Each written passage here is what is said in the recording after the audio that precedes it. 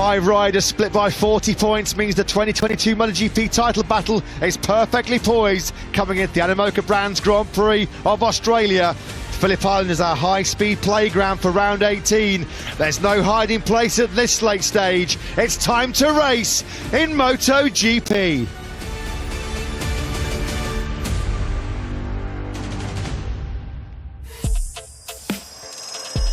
So the magnificent Phillip Island circuit, one of the best on the entire World Championship calendar. 4.44 kilometres, 2.76 miles, 12 corners, 5 right, 7 of them left, including the Stoner corner, the Doohan corner.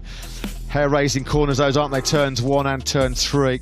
The best race lap, the 1:28.108, set by Marc Marquez 9 years ago, back in 2019. Of course, Jorge Lorenzo's 9-year-old pole record went yesterday to Jorge Martin. This was the classic race in 2019 at turn 10.